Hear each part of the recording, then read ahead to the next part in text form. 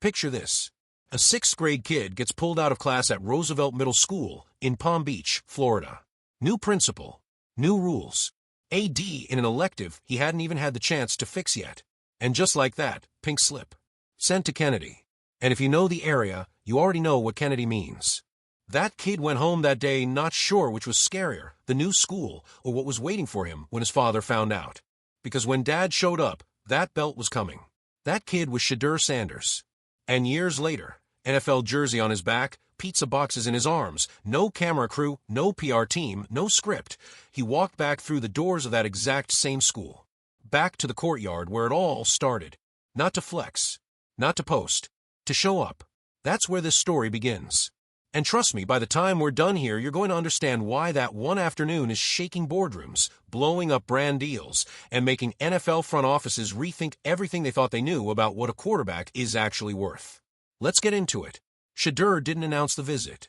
Didn't send a publicist ahead of time to prep the kids, brief the teachers, set up the shot. He just pulled up, arms loaded with Marco's pizza, energy completely unmatched. And the moment those kids figured out who had just walked through that gate, pure, unfiltered chaos. Kids sprinting from every direction. Teachers frozen mid-sentence. Staff members who had watched this boy sit in those very classrooms now staring at him like they were seeing something they needed to double-check was real. Because they were.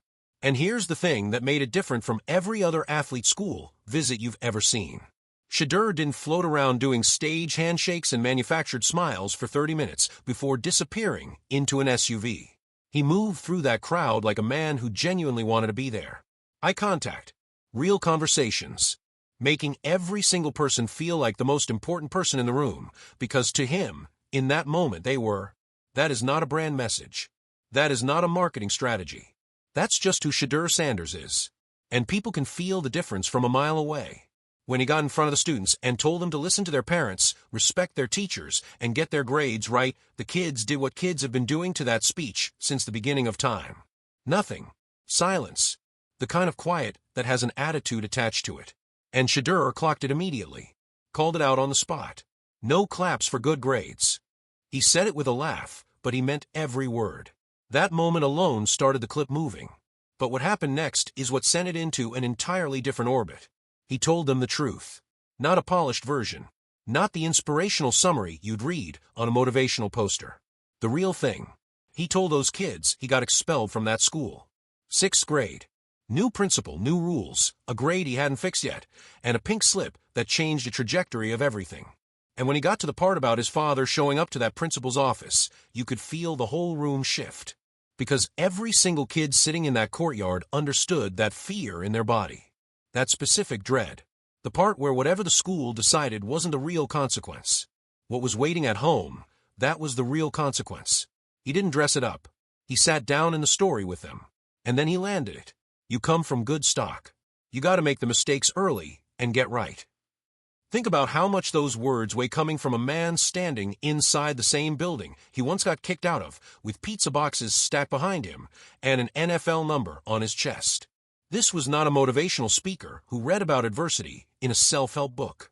This was a man who lived it right there in that exact building, in those exact hallways, and came back to tell the kids who came after him that it doesn't have to define them unless they let it. That's the arc. And the internet felt every single piece of it. Within 72 hours, that clip wasn't just traveling through NFL fan pages and sports content. It was moving sideways into parenting groups, teacher forums, school administrator communities, neighborhood Facebook pages.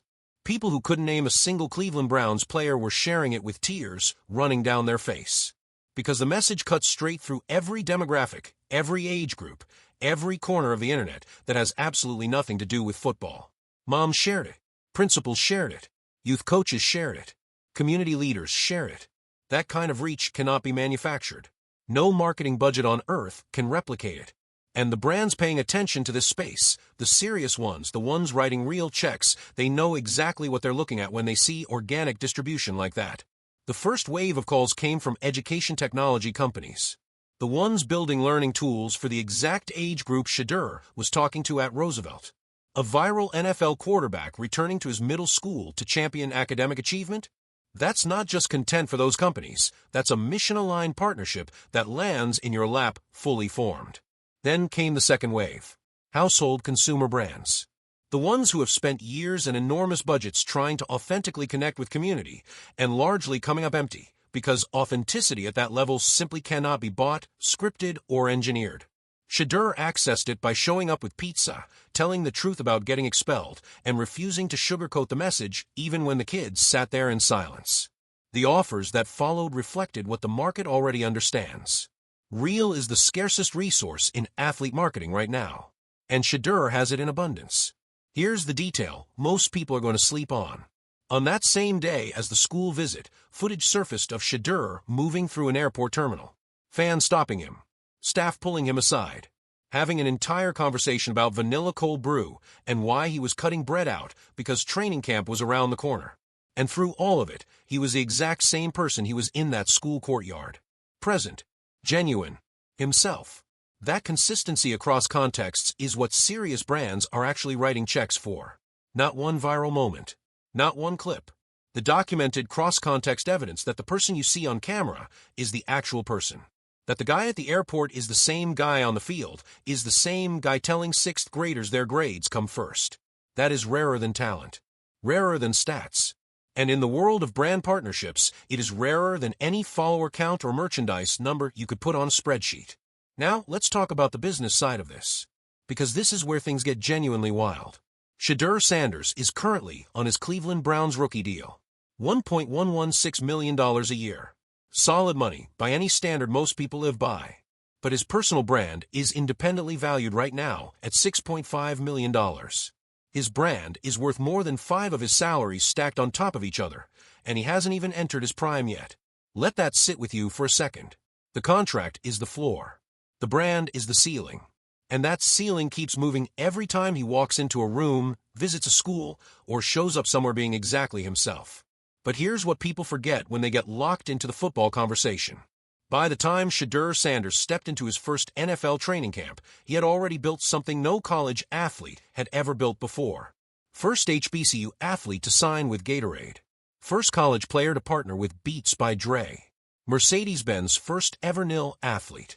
And that's before you even get to the full list: Nike, Under Armour, Google, Amazon Prime, Urban Outfitters, KFC, EA Sports, Ralph Lauren. He didn't just play quarterback at Colorado.